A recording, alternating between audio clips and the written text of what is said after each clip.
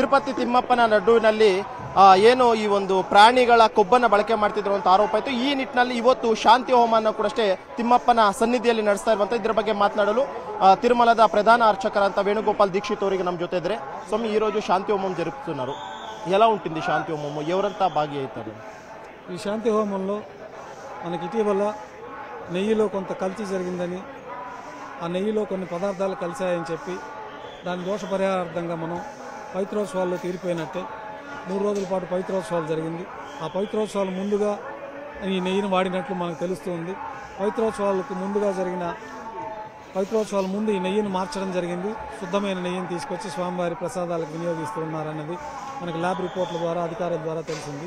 అయినప్పటికీ ఆ దోషాలన్నీ పవిత్రోత్సవాల్లో వెళ్ళిపోయి ఉంటాయి.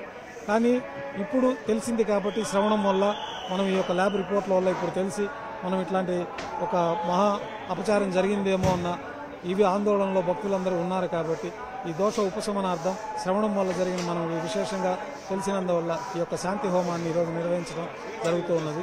ఉదయం 6 గంటలకు ప్రారంభమైంది.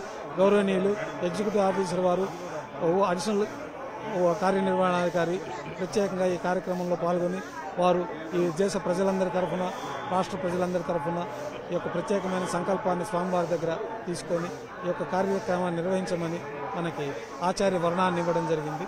ఈ కార్యక్రమం 6 గంటలకు ప్రారంభమైంది. యజమాని సంకల్పం, తర్వాత ప్రత్యేకమైన పుణ్యాహవచనము, అంకురార్పణ, రక్షాబంధనము, పంచగవ్య ఆరాధన, ఈ కార్యక్రమాలన్నీ పూర్తయి వాస్తు హోమంతో ఆ ప్రాంతమంతా శుద్ధి చేయడం జరిగింది.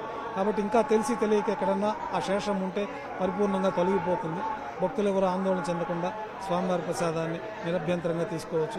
వారికి ఏదన్నా తెలిసి తెలియక జరిగిందేమో అని జరిగిపోయిన విషయాల్లో అనుమానాలు ఉంటే స్వామివారి యొక్క ఇంట్లో దీపం వెలిగించుకొని స్వామివారికి ప్రత్యేకంగా ఆరాధన చేసుకుంటూ ఓం నమో నారాయణాయ అష్టాక్షర మంత్రాన్ని 108 సార్లు కానీ 1000 సార్లు కానీ జపించుకుంటే వారికి ఏమైనా తెలిసి తెలియక జరిగిన దోషాలన్నీ కూడా తొలగిపోతాయి. ఈ శాంతి హోమంలో ఎంతమంది అర్చకులు ఉంటారు, ఏమంతా ప్రొసీజర్? 9 మంది అర్చకులు, 10 మంది వేదపారాయణదారులు, దివ్య ప్రబంధం వారంతా కూడా ప్రత్యేకంగా వేదపారాయణలో శాస్త్రంలో చెప్పబడిన సూక్తాలు పఠనం చేస్తూ ఉన్నారు. దివ్య ప్రబంధం ద్వారా జీంగార్లు వాళ్ళంతా కూడా వాళ్ళు ప్రత్యేకమైన దివ్య ప్రబంధ పారాయణం చేస్తున్నారు.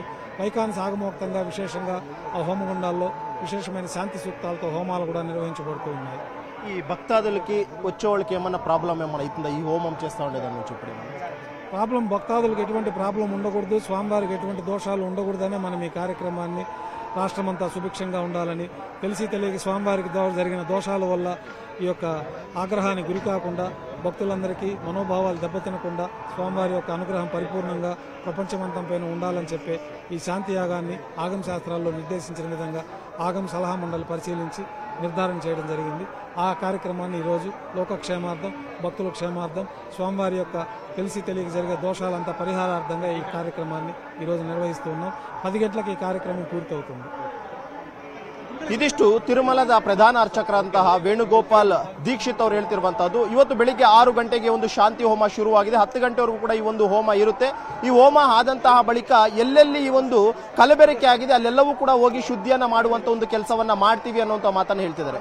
ಕನ್ನಡಿಗರ ಮೆಚ್ಚಿನ ನಿಮ್ಮ ನ್ಯೂಸ್ 18 ಕನ್ನಡ ಈಗ ವಾಟ್ಸ್ಆಪ್ ನಲ್ಲಿಯೂ ಲಭ್ಯ. ಕರ್ನಾಟಕ ಮತ್ತು ದೇಶ ವಿದೇಶದ 360 ಡಿಗ್ರಿ ಸುದ್ದಿ ವಿವರವನ್ನ ನೀವು ನಿಮ್ಮ ಕೈ ಬೆರಳುಗಳಲ್ಲಿಯೇ ಪಡೆಯೋದಿಕ್ಕೆ ಈ QR ಕೋಡ್ ಅನ್ನು ಸ್ಕ್ಯಾನ್ ಮಾಡಿ. ನಮ್ಮ ಚಾನೆಲ್ ಅನ್ನು ಫಾಲೋ ಮಾಡಿ, ನೋಟಿಫಿಕೇಶನ್ ಆನ್ ಮಾಡಿ.